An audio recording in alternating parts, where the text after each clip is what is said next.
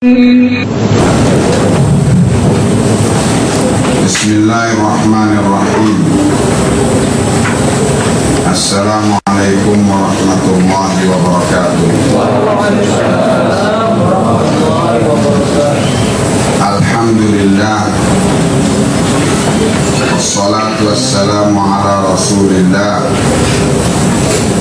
wa ala alihi wa sahbihi wa mawala.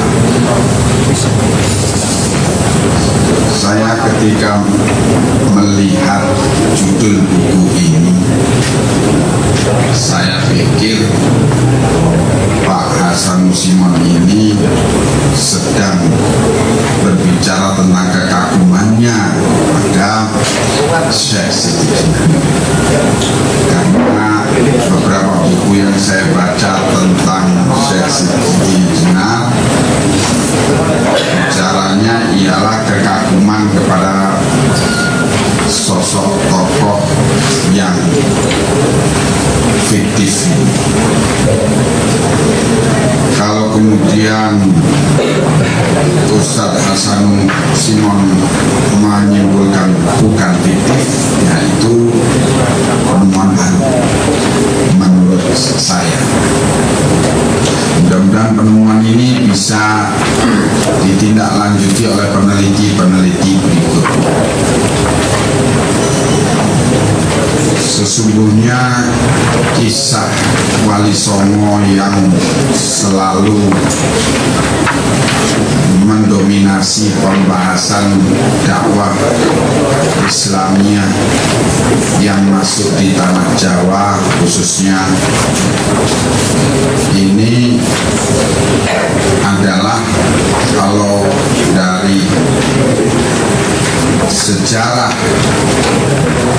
tentang latar belakang yang mendasari pembahasan tentang sejarah Wali Songo itu ialah latar belakang sufi. Kalau kita melihat latar belakang sufi,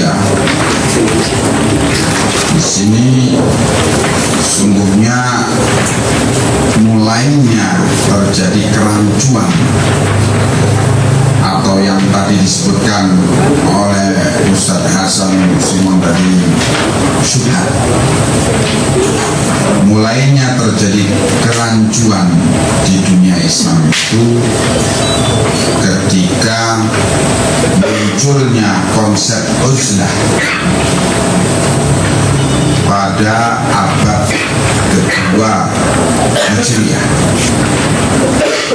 yang kemudian munculnya berbagai bentuk tarekat sufiyah di sana. Konsep uzlah atau penyendirian dalam rangka untuk menyatakan kekecewaan kepada kerusakan kehidupan sosial keagamaan kaum muslimin. Sesungguhnya kalau menurut sunnah Nabi, al-uzlah itu ialah tujuannya untuk menyelamatkan iman dan agama seseorang yang sedang tumbuh atau tinggal di masyarakat yang rusak akidahnya, rusak ibadahnya, dan rusak akhlaknya, dan dia melarikan diri dari kerusakan masyarakat itu untuk menyelamatkan agama. Ini konsep pertama yang disebutkan di dalam sunnah Nabi.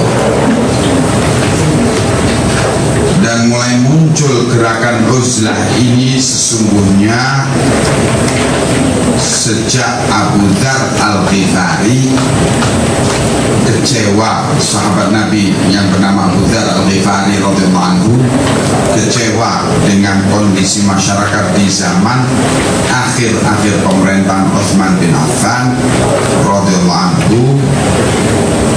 Dan Abu Dzar karena mempunyai pandangan-pandangan agama yang berbeda pada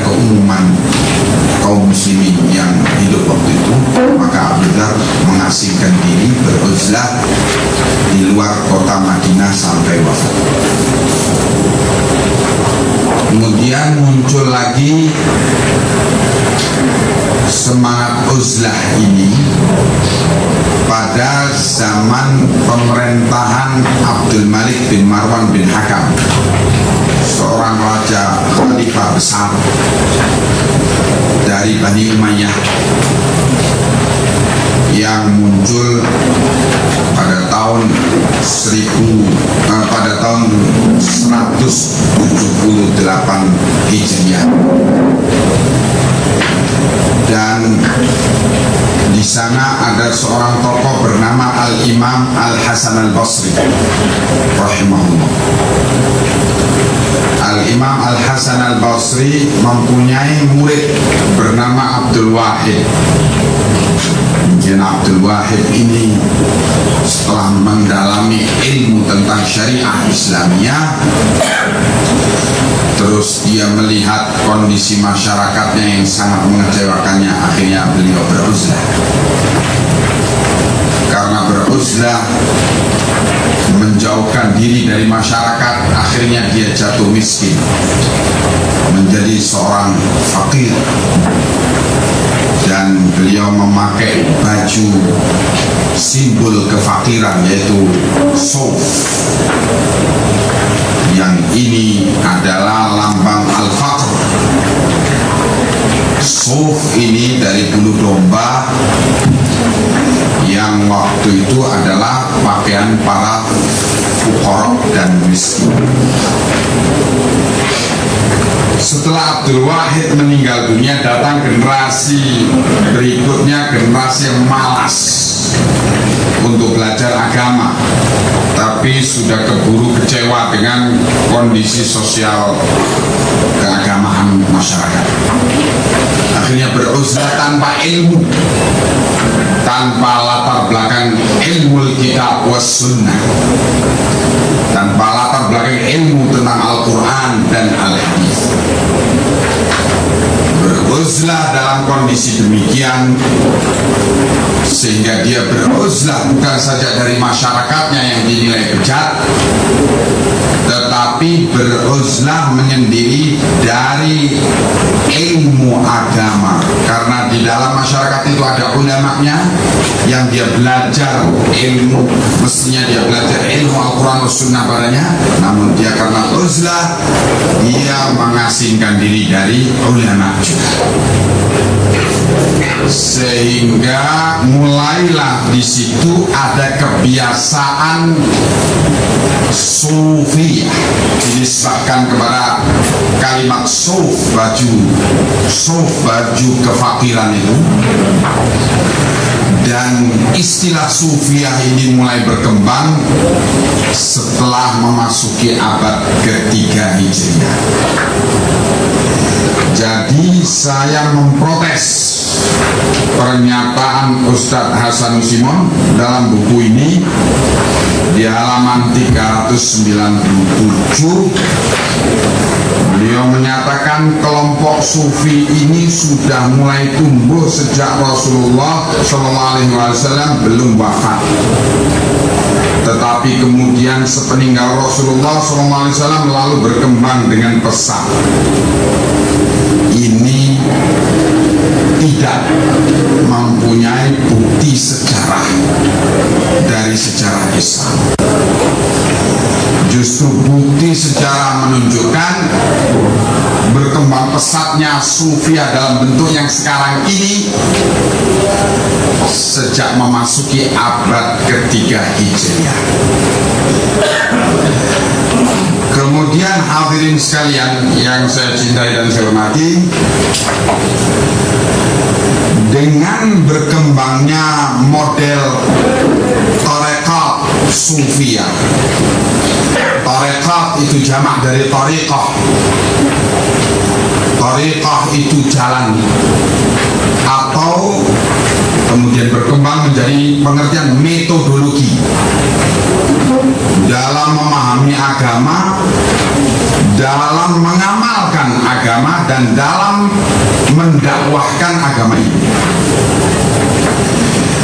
Karena banyak model, jadilah pakai bentuk jamak tarekat sufiyah.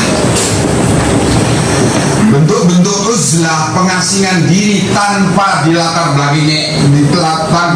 belakangi ilmu ini, akhirnya mereka yang beruzlah itu terjebak pada berbagai syubhat-syubhat, berbagai kerancuan-kerancuan yang dibisikkan oleh para dedemit, para jin-jin yang datang kepada orang yang mengasingkan diri di gua-gua itu dengan penampilan Arab, terus ngaku para dedemit itu saya Nabi Khidir, terus langsung dipercayai oleh orang yang tidak punya latar belakang ilmu ini. Terus sang Nabi Khidir palsu dari para jin ini memasukkan berbagai ajaran-ajaran Khidiriyah itu tadi. Nah, ini rupanya yang ditemui oleh Sunan Kalijogo di laut mana itu ketika berenang menuju Mekah untuk haji. Menurut cerita Ustadz Hasan Simon di dalam buku ini, ketemu Nabi Khidir, katanya. Khidirnya jin dari Hadramut atau dari mana tidak tahu, tapi ngaku sebagai Nabi Khidir. Dan itu terus berkembang sehingga sampai ada satu opini di kalangan para orang-orang yang mengasingkan diri itu, para azilin, orang-orang yang beruzlah, itu berkembang satu opini bahwa beruzlah itu baru dikatakan sukses kalau dalam proses peruzlahan itu ketemu Nabi Khidir. Nah, ini yang dikembangkan dan ini syubhat.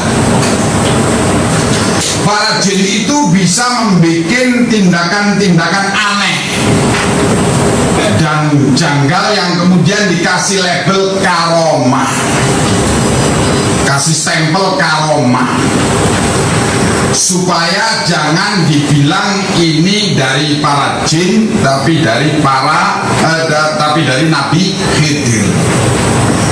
Karomah itu dibikin oleh para jin untuk menipu orang yang tidak punya latar belakang ilmu agama. Nah, hadirin, sebagai contoh antara peristiwa yang dialami oleh Sunan Kalijogo yang diceritakan di dalam buku ini dengan peristiwa yang dialami oleh Syekh Abdul Qadir Al-Jailani rahimahullah, Imam Ahli Sunnah wal Jamaah. Syekh Abdul Qadir Al-Jailani rahimahullah pernah ketika suatu malam sedang sholat malam, tiba-tiba suasana di rumahnya yang gelap karena belum ada PLN dan di luar rumah sangat gelap, tiba-tiba terang. Setelah sholat penasaran, beliau keluar dari rumah melihat ke atas, itu ada seperti matahari mendekat kepada beliau, dan kemudian dari balik sinar itu ada suara, ana rabbukumul a'la, aku adalah Tuhanmu yang paling tinggi. Syekh Abdul Qadir Jailani melihat begitu langsung ngambil sendalnya dilempar, a'udzubillahi minka, aku berlindung kepada Allah dari engkau, dilempar ke arah sinar ini. Langsung sinar itu hilang dan gelap kembali. Murid-muridnya Syekh Abdul Qadir Jailani tanya, Tuan Guru, kok bisa engkau tahu kalau itu syaitan?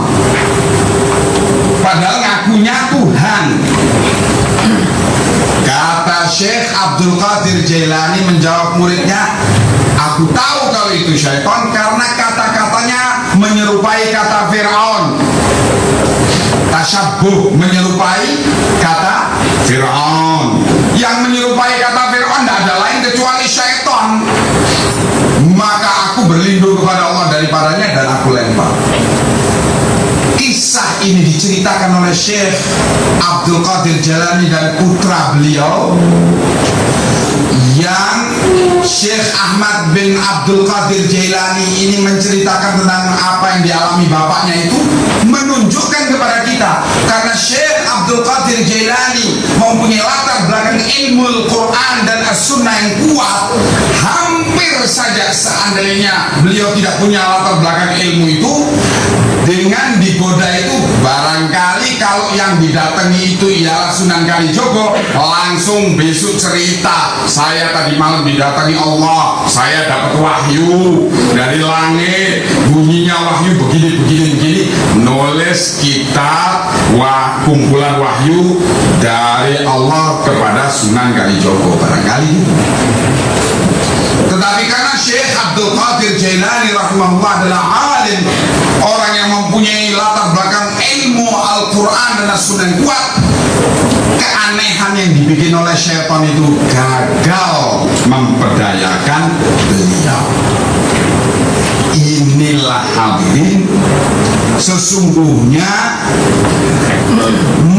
sumber malapetaka fitnah kesimpang siuran sejarah dari dakwah Wali Songo yang kemudian digelari sebagai wali-wali Allah, yang lebih banyak dan lebih dominan ialah cerita-cerita mistik yang dalam istilah syariah ialah khurafat, cerita-cerita khayal, cerita-cerita bohong. Sholat Jumatnya di Mekah, padahal karena ada orang, ada kiai yang malas sholat Jumat, masuk kamar, terus ketika orang pulang dari sholat Jumat, keluar dari kamar, terus muridnya disuruh cerita, oh kiai tadi sholat Jumat di Mekah. Jadi sholat Jumatnya kiai di Mekah itu jam 10 pagi. Sebab perbedaan kita ini sholat Jumat duluan, 4 jam duluan dari Mekah dengan peredaran matahari itu. Nah, cerita khurafat ini dipercaya bukan karena seperti yang dikatakan oleh Ustadz Hasanus Simon. Maaf, saya berbeda pendapat dan saya memprotes keras pendapat beliau dalam hal ini, yaitu di halaman 358. Beliau menyatakan bahwa Al-Quran tidak mungkin dapat diinterpretasi secara tepat dan proporsional tanpa dukungan ilmu pengetahuan dan teknologi.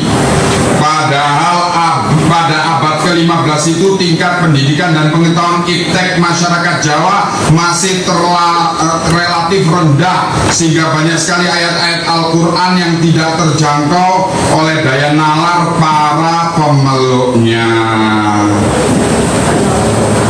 Ini pendapat yang sangat naif dan tidak bisa diterima sama sekali. Kalau memang demikian kenyataannya, mestinya para jagoan-jagoan ilmu pengetahuan dan teknologi di Eropa dan sebagainya itu, mereka mestinya adalah orang yang paling terbebas dari khurafat. Tapi kenapa Stalin, tokoh ateis, membatalkan kunjungan ke negaraan gara-gara jimatnya ketinggalan gitu?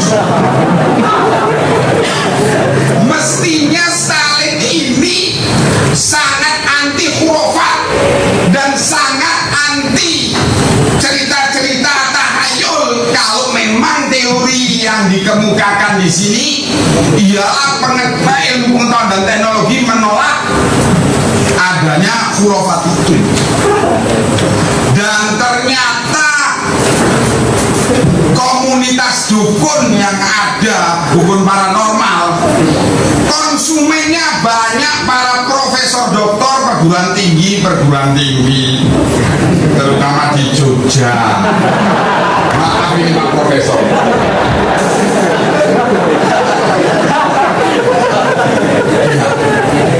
Oh iya, harus jawab. Ini untuk memancing saja. Jadi Allah musta'an, sesungguhnya Al-Quran was sunnah itu kenapa kok kemudian ditafsirkan secara khurafi oleh sejarah Wali Songo ini? Jawabannya sesungguhnya karena menyimpang dari penafsiran yang dituntunkan oleh Nabi. Nabi menuntunkan penafsiran yang baku, yaitu beliau bersabda, fa innahu may ya'ish minkum min ba'di fasayara ikhtilafan katsira wa 'alaikum bi sunnati wa sunnatil khulafa'ir rasyidin al mahdiyyin min ba'di 'addu 'alaiha bin nawajid. Sungguh kata Nabi, siapa dari kalian yang masih panjang umurnya sepeninggal aku, dia akan melihat perselisihan yang banyak pada umatku. Oleh karena itu, siapa yang melihat perselisihan itu, hendaknya dia berpegang dengan sunnahku, yaitu dengan ajaran Nabi dan sunnah para khulafa rasyidin sepeninggalku, dan yaitu ajaran para khalifah yang terbimbing sepeninggalku. Gigitlah dengan gigi geraham. Ini penafsiran, yaitu menafsirkan Al-Quran dengan sunnah Nabi dan sunnah para khulafa ar-rasyidin. Khulafa ar-rasyidin secara bahasa artinya penguasa yang terbimbing. Jadi di sini kalau ditanyakan siapa khulafa ar-rasyidin sepeninggal Nabi itu, diceritakan oleh Nabi sebagaimana yang diriwayatkan oleh Safinah Maula Rasulullah sallallahu alaihi wasallam, bahwa Rasulullah bersabda, khilafatun nubuwah min ba'di 30 sanatan. Pemerintahan yang datang sebagaimana diberitakan sebagai berita kenabian kepadaku, yaitu 30 tahun berkuasa sepeninggal aku. Maka Safinah Maula Rasulullah ini yang meriwayatkan hadis ini menghitung Abu Bakar As-Siddiq 2 tahun sepeninggal Rasulullah, Umar bin Khattab 10 tahun sepeninggal Abu Bakar As-Siddiq, Utsman bin Affan memerintah selama 12 tahun sepeninggal Umar, dan Ali bin Abi Thalib memerintah 6 tahun sepeninggal Utsman. Lengkaplah 30 tahun sepeninggal beliau. Ini penafsiran. Jadi semuanya problem berbagai pandangan, termasuk sholat daim tadi. Ada juga syahadat khatam sholat. Dalam pemahaman sufiah ini, sholat daim, ada juga syahadat khatam sholat. Jadi seorang belajar suluk kepada seorang syekh tarekat, kemudian setelah dinilai, wah ini sudah meningkat, kau sudah tidak wajib lagi sholat karena sudah mencapai tingkatan iman yang tinggi. Di dalam pemikiran sufiah, orang itu dibagi 3: syariat, tingkatan kedua makrifat, tingkatan ketiga hakikat. Orang kalau masih awam, syariat, masih wajib sholat, masih wajib baca Quran, masih terikat batasan halal haram dan sebagainya. Kalau sudah jadi wali, tidak terikat dengan syariat zahir, terikatnya sama syariat batin. Jadi kalau sudah jadi wali, sudah tingkat makrifat, sudah enggak lagi baginya zina, tidak wajib lagi sholat, tidak wajib lagi baca Quran, karena Qurannya bukan Quran zahir tapi Quran batin, ya. Sehingga dia sobo diskotik pun itu tetap wali. Berhubung katanya la ya'riful wali illal wali. Ketika ditegur, kenapa kok begitu? Oh, la ya'riful wali illal wali. Kau kan masih belum wali, gak berhak menegurnya. Kalau meningkat lagi dari makrifat itu, naik lagi menjadi hakikat, itu sudah bersatu dengan Allah. Nah, sudah berani melakukan tindakan seperti Fir'aun, yaitu Fir'aun menyatakan ana hukumul a'la, akulah Tuhan kalian yang paling tinggi, ngomong kepada Musa. Kata tokoh sufi yaitu Taqiyuddin siapa? Bukan, tokoh sufi Taqiyuddin Ibnu Arabi alaihi ma yastahiqqu, dia menyatakan kenapa terjadi konflik antara Musa dengan Fir'aun. Kata Taqiyuddin Ibnu Arabi, karena terjadi kesenjangan peringkat sufiyah antara Musa dengan Fir'aun. Musa masih tingkat syariat, Fir'aun sudah tingkat hakikat. Makanya Musa tidak memahami pengakuan Fir'aun itu sehingga dikafirkanlah Fir'aun. Begitu sampai memasuki kesesatan, membela orang yang telah dikafirkan oleh Allah dalam Al-Quran, yaitu Fir'aun, dan melecehkan dan menghinakan orang yang dimuliakan oleh Allah dalam Al-Quran, yaitu Musa, dan sampai kemudian menjadi ateis murni. Dan inilah sungguhnya wahdatul wujud masuk ke dunia Islam, yaitu ada dua faktor. Faktor pertama, ketika orang sudah mulai malas belajar tentang Al-Quran dan Sunnah. Faktor kedua, ketika mulai diterjemahkannya buku-buku filsafat dari Greek dan Latin, dari Yunani kuno, masuk ke dalam dunia Islam dengan penerjemahan itu. Jadilah buku-buku filsafat itu menjadi bahasa Arab dan dipelajari oleh anak-anak muslimin, dan masuklah pemikiran wahdatul wujud, dan kemudian yang lebih parah lagi dari wahdatul wujud yaitu hululiyah, yaitu menganggap alam semuanya ini adalah Tuhan, atau bahasa yang sekarang animisme. Dan muncullah agama sinkretisme, atau dengan bahasa terjemah bebasnya agama tong sampah. Campur baur semua agama, semuanya jadi satu di tempat tong yang namanya sinkretisme. Wallahu a'lam bishawab. Ya, cukup menarik sekali apa yang dipaparkan oleh Ustaz. Assalamualaikum warahmatullahi wabarakatuh. Selamat siang Pak Hidayat.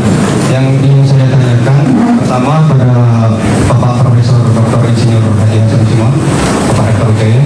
Yang saya tanyakan, kenapa referensinya kok justru dari orang-orang Belanda gitu? Ingin saya tanyakan, apakah orang-orang Belanda itu benar-benar nggak dia untuk meluruskan sejarah Islam, atau mereka membekok-bekokkan Islam? Orang Belanda itu Islam atau di luar Islam gitu? Seperti itu. Yang kedua, pada Ustaz Ja'far Martoid, tadi mengatakan bahwa itu apa? Orang-orang yang itu ilmu pengetahuan dan teknologi, terus orang-orang pintar pun di barat itu bahwa mereka ternyata masih tidak terlepas dengan apa itu yang namanya khurafat macam-macam itu, ya memang mereka kafir. Tetapi saya juga mempertanyakan, benarkah orang barat itu orang-orang yang pintar, bahwa yang pelajaran Islam itu orang-orang yang bodoh? Kita tahu sejarah kan pas perang Sambil itu semua pelajaran-pelajaran apa buku-buku Islam itu terampuk semua oleh orang-orang Kristen itu, dan mereka mengembangkan sementara orang Islam tidak mengembangkan. Jadi benarkah mereka itu orang yang pintar? Gitu. Apakah yang belajar Islam itu orang yang bodoh? Padahal sumber-sumber dari ilmu pengetahuan mereka semua itu dari Islam gitu. Cuma mereka mengembangkan, kita tidak gitu. Dan yang ketiga pada Ustaz Muwaffiq itu, ya kalau untuk itu menegakkan syariat Islam ya jangan toleransi dong zina. Ya namanya toleransi zina ya kan aneh gitu loh. Kalau mau menegakkan Islam saya siap saya mendukung Anda menegakkan Islam, saya siap mati demi Islam. Sekalian al-musyidan, saya hidup mulia mati saya itu.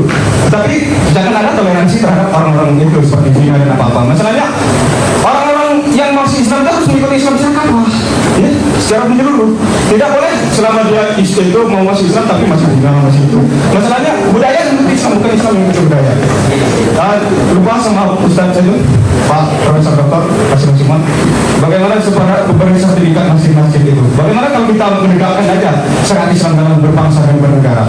Karena syariat Islam itu kan ditegakkan di dalam diri pribadi, ya, seperti sholat, beras, puasa itu pribadi. Keluarga, masyarakat, keluarga itu seperti bagaimana hukum keluarga yang baik, masyarakat umum.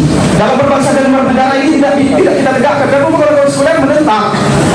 Bagaimana kalau kita tegakkan dalam berbangsa dan negara saja? Karena seperti kita mendakwai orang untuk masuk Islam, gitu. Untuk apa? Jangan kamu zina dan begini. Tidak bisa tanpa penguasaan negara, tanpa syariat Islam tegakkan dalam lembaga negara. Kalau lembaga negara yang menegakkan syariat Islam, jadi ada tanya-tanya di luar sama pemerintah gitu aja. Jadi kan semua orang nggak usah repot-repot lagi gitu.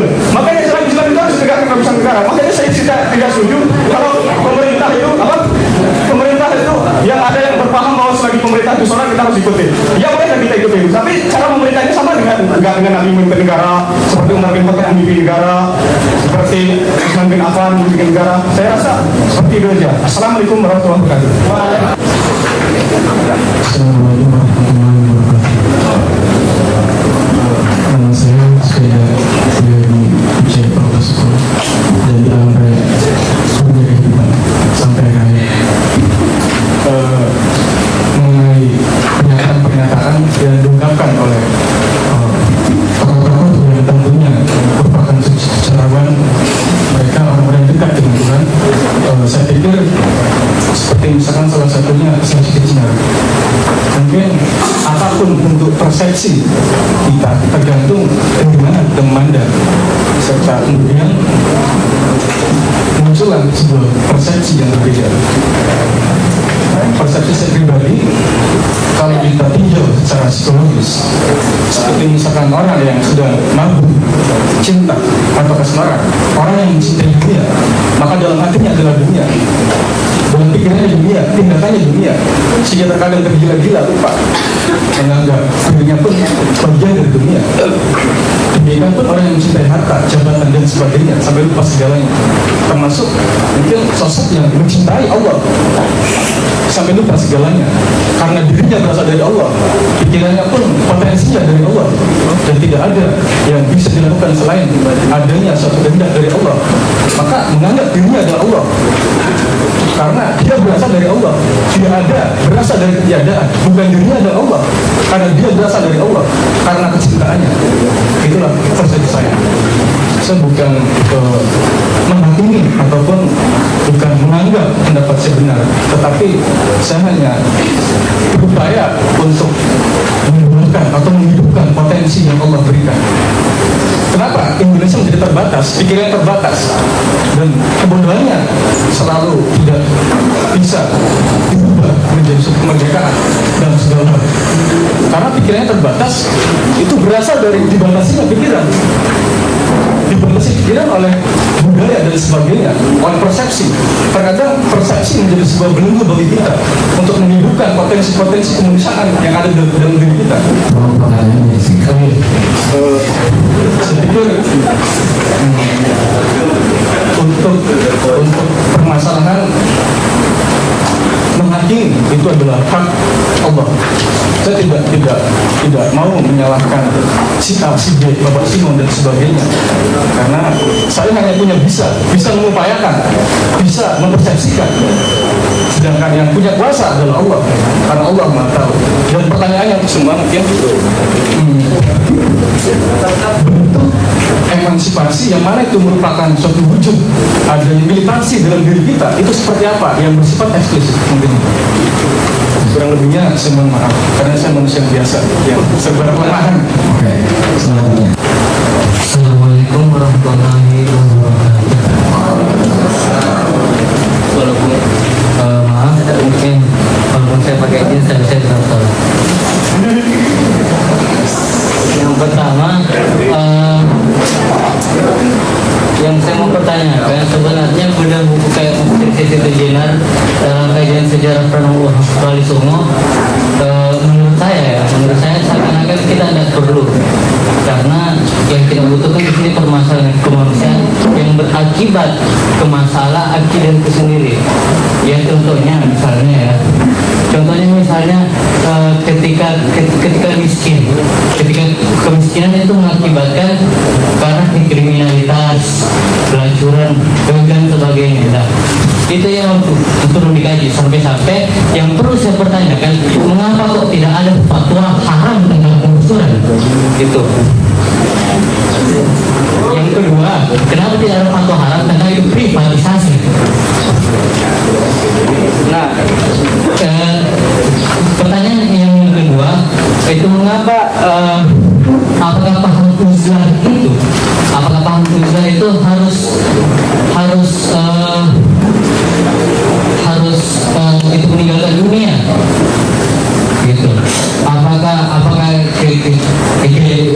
paham uzlah itu tidak baca Al-Quran atau baca Al-Quran, tetapi kita ngomongin itu fitrah kemanusiaan untuk menafkahi istri, anak dan sebagainya, apakah itu tidak boleh gitu?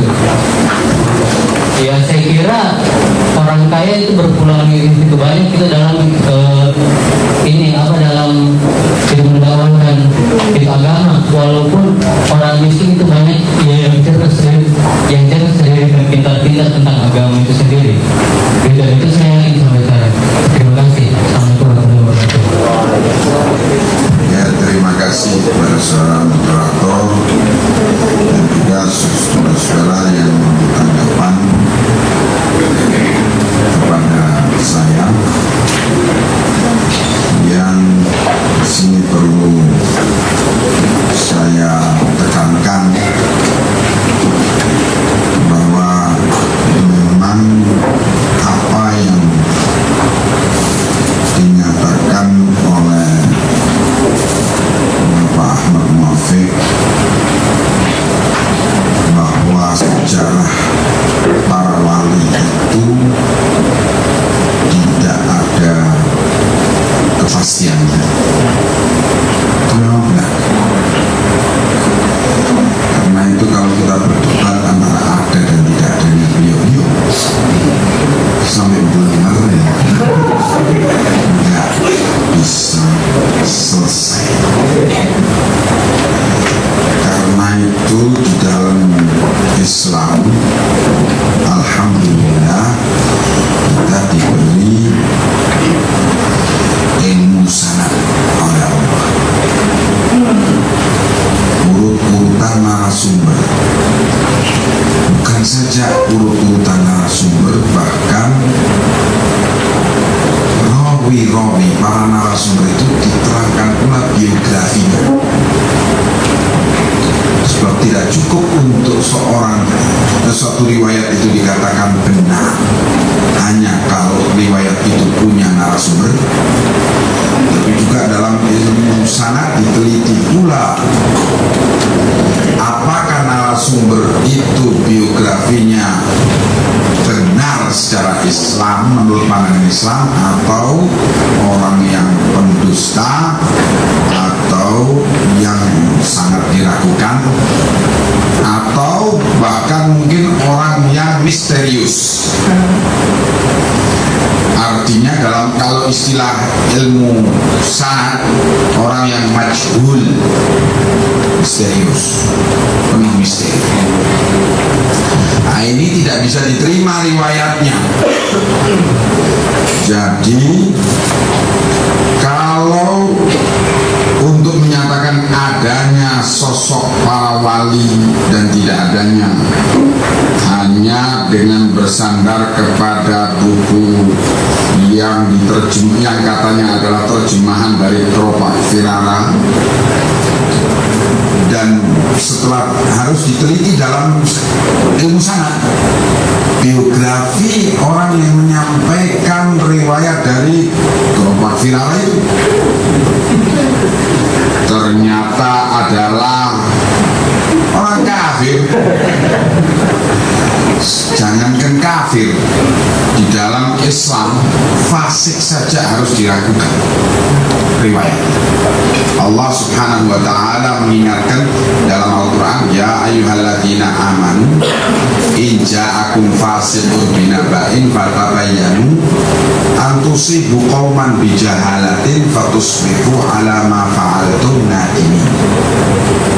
Ya orang-orang yang beriman, bila datang kepada kalian orang fasik membawa berita, maka telitilah berita itu, sebab kalau kalian tidak meneliti berita itu, kalian akan menghukumi satu kaum dengan tidak mengerti, sehingga jadilah kalian orang yang menyesal.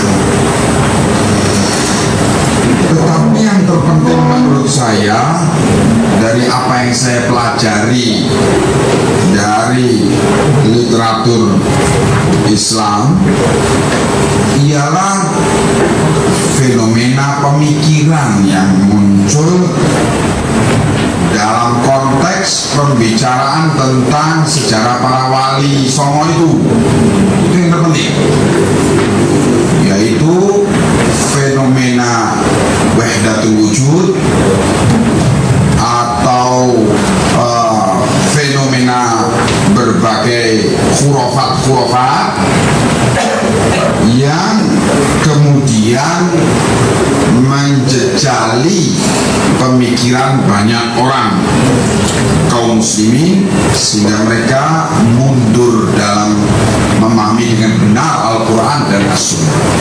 Urusan ada atau tidaknya wali songo atau wali 90 itu kita memang sulit untuk membuktikannya. Kemudian juga ketika saya sampaikan masalah contohnya bahwa ilmu pengetahuan dan teknologi semata tidak bisa menghilangkan pikiran-pikiran khurafat dan mistik pada manusia ini, saya sebutkan contoh orang-orang barat yang katanya jagoan teknologi, ilmu pengetahuan dan teknologi. Saya tidak mengatakan bahwa orang-orang barat itu pinter, tidak, belum tentu jagoan ilmu pengetahuan dan teknologi itu pinter. Sebab kalau menurut pandangan syariah Islamiyah, orang yang kafir itu la aqla lahum, gak punya akal. Lahum qulubun la yafqahuna biha walahum a'yunun la yubsiruna biha walahum adanun la yasma'una biha ulaika kal an'am bal hum adall. Mereka punya akal pikiran tapi tidak mau berpikir tentang kebenaran dengan akal pikiran itu. Mereka punya penglihatan dan pendengaran tapi tidak mau melihat dan mendengar dengan alat itu. Mereka dikatakan oleh Allah seperti binatang ternak, bahkan lebih rendah. Bahkan Allah melecehkan orang kafir itu, bahwa mereka itu tidak punya ilmu kecuali sebatas lubang kuburan, yaitu mereka tidak mempunyai ilmu sebatas materi yang ada di muka bumi ini. Adapun setelah masuk lubang kuburan, tidak ada lagi ilmu pada mereka. Jadi kalau Anda menanyakan apakah dengan pernyataan saya tadi berarti saya menganggap orang barat itu pinter-pinter dan orang Islam itu bodoh, saya katakan tidak. Karena saya meyakini definisi sendiri pinter dan bodoh. Definisi pinter menurut Islam ialah yang beriman kepada Allah dan Rasulnya dan bisa memahami ayat kauniyah, bukti-bukti di alam ini untuk menjadi bukti kebenaran tentang Islam itu. Itu orang pinter, meskipun dia tidak mengerti ilmu pengetahuan dan teknologi. Namun orang orang bodoh itu orang yang tidak mampu menerjemahkan ayat kauniyah itu untuk mengantarkan dia kepada satu kesimpulan tentang kebenaran yang datang dari Allah kepada Rasulnya, meskipun dia jagoan ilmu pengetahuan dan teknologi. Kemudian sesungguhnya apa yang disampaikan oleh Bapak Kiai Ahmad Muafiq itu tadi contoh tentang hikmah. Kalau istilah kita kan hikmah ya, hikmah dakwah. Orang pezina datang kepingin masuk Islam, kepingin sholat. Masa iya orang pezina bilang kau nggak boleh sholat karena kau masih zina? Ini tidak hikmah. Ya, Islam sudah menuntunkan dan Rasulullah sudah mengalami kejadian-kejadian seperti itu. Ya Rasulullah, aku mau masuk Islam tapi aku masih senang zina. Rasulullah mengatakan kepadanya, masuk Islamlah engkau. Dan Rasulullah memang tidak memberi kepada seorang itu kondom. Ya maaf saja Pak Kiai, Rasulullah tidak memberi orang itu kondom. Dan Rasulullah juga tidak menyatakan wes zina karepmu, yang penting kau sholat. Tidak. Tapi Rasulullah bimbing, kau hendaknya ucapkan syahadat. Setelah mengucapkan syahadatain, para sahabat itu geram melihat kurang ajarnya orang ini. Kok ngomong kotor seperti itu di hadapan Rasulullah. Dipanggil oleh Rasulullah, sini. Kau punya ibu enggak? Oh iya, aku punya ibu ya Rasulullah. Nah, bagaimana seandainya ibumu itu disinai sama orang lain? Oh, saya akan cabut pedangku, aku tebas dia. Loh, apa kau tidak ingat bahwa wanita yang kau zinai itu juga punya anak? Kau punya saudara perempuan enggak? Punya. Bagaimana kalau saudaramu dizinai, saudara perempuanmu dizinai oleh orang lain? Ya tentu aku akan datangi dia dan aku bunuh dia. Nah, bagaimana kau menzinai seorang wanita? Apakah kau tidak merasa bahwa dia juga punya saudara lelaki yang punya kecenderungan seperti kau? Dibuka pikirannya, tetapi dengan cara berpikir yang sederhana pada orang itu. Tidak Rasulullah berbicara, oh zina itu haram, dalilnya ini tidak. Karena memang ini orang baru mau masuk Islam, nggak ngerti Al-Quran, Sunnah. Bahkan mungkin kalau ditanya apa itu Al-Quran, mungkin dia tanya, lah gorengan apa itu Al-Quran? Mungkin begitu. Karena memang nggak ngerti. Masa mau diberi tentang dalil-dalil haramnya zina? Nanti ilmu itu disampaikan dengan bertahap, tetapi yang terpenting sejak dini sudah diajari orang itu dengan mengucapkan syahadatain, kepribadian yang dinamakan Al-Furqan, kemampuan membedakan mana yang hak, mana yang batil, kemampuan membedakan mana halal, mana haram, kemampuan membedakan mana sunnah, mana bid'ah, mana tauhid, mana syirik. Meskipun dengan sedikit demi sedikit dan tidak langsung berujuk seperti itu. Ya, saya juga punya pengalaman lapangan seperti Pak Kiai. Ketika saya di Maluku, saya masuk desa yang kepulauan di Kepulauan Serang. Saya masuk di situ desa Muslim. Saya bilang sama Pak Raja itu kalau istilah sana kepala desa. Pak Raja, kumpulkan masyarakat. Oh iya Ustaz, di lapangan depan masjid aja. Loh, kok di lapangan? Saya bilang di masjid saja. Loh, Ustaz nanti lihat, jadi di lapangan saja. Oh ya sudah. Ketika benar dikumpulkan, la haula, yang datang orang-orang yang 90% telanjang dan muslimin mereka. Pantes Pak Raja bilang jangan dikumpulkan di masjid, keadaannya kayak gitu. Dan saya ketika mereka kumpul bingung mau bicara apa dulu ya. Ini masa mau bicara sama mereka bahwa aurat itu batasnya ini dan ini, yang mumet.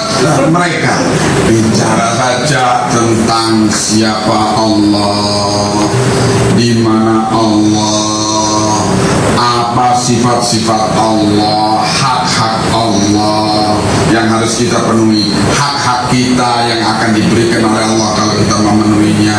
Bicara masalah itu tentu dengan bahasa yang keadaan mereka. Bahkan di wilayah luar kota Sorong di Irian, la ilaha illallah, ada desa muslim, penduduknya pakai koteka muslim, KTP-nya Islam. Kalau dibilang kau kafir, oh dibunuh kau. Iya, Islam kok dibilang kafir. Tapi beternak babi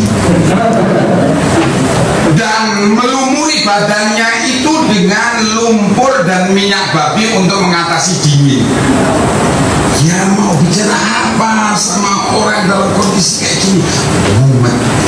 Tentu kita bicara yang paling utama, yang harus dia tahu, yang seandainya dia hanya sempat sedikit mempelajari Islam terus mati, kiranya ini berguna bagi dia ketika masuk kubur dengan ilmu itu, yaitu berbicara tentang tauhid, mengenal Allah, siapa Allah, dan begitu selanjutnya. Proses ini memang harus dijalani oleh seorang kiai, seorang dai, namun tidak berarti proses ini dijalankan kemudian mengabaikan perkara furqan, membedakan mana hak, mana batil, mana halal, mana haram, dan tidak pula berarti kemudian mengajarkan sinkretisme, kemudian tidak berarti kemudian membenarkan apa yang batil atau menghalalkan apa yang haram dan selanjutnya. Ya, yang terpenting sebagai kalimat akhir saya sampaikan di sini bahwa agama itu, agama Allah ini dikatakan oleh Allah, laisa bi amanikum wala amani ahli kitab. Agama ini bukan angan-angan kalian dan bukan pula angan-angan ahli kitab. Agama ini dikatakan al-haqqu min rabbik fala takunanna minal mumtarin. Kebenaran itu datangnya dari Tuhanmu, maka janganlah kalian itu menjadi ragu. Maka para ahli peneliti mestinya meneliti keterangan-keterangan agama itu apakah memang mempunyai kepastian ilmiah bahwa itu datangnya dari Allah. Maka kalau memang mempunyai kepastian demikian, itulah Islam.